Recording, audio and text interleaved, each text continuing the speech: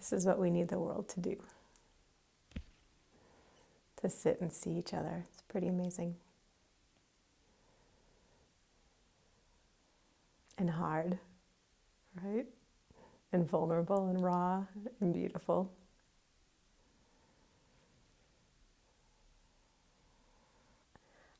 And there's an awareness and understanding in that feeling that that's what's needed to heal.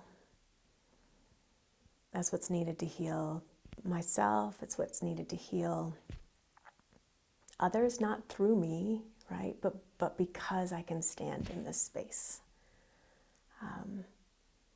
and hold this and be true to this. And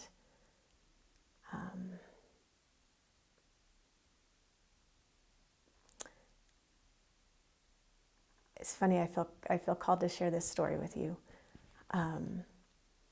So I've spent many years now looking inward, cultivating that silence and that centered awareness and that embodiment.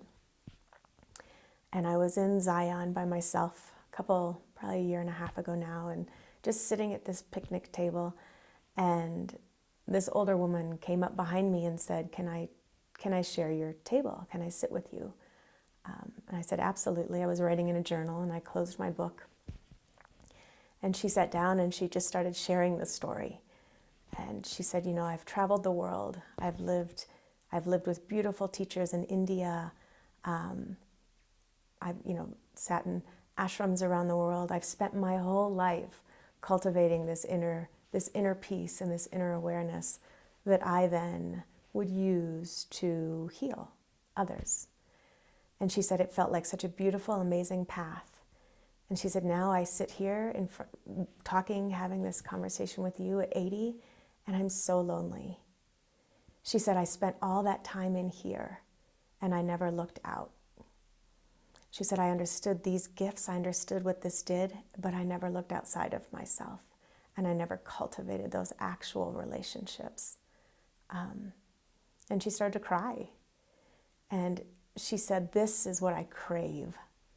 She said, you'll go on your way, and in 15 minutes you won't remember me. She said, but this is what I haven't done my whole life. And the only words I had for her were that I will never forget her, right? The gift that she had just given me was exactly what I needed to hear. And it changed my understanding and awareness that this is so important, but of equal importance is this, right? So bringing it in and feeling our soul center and our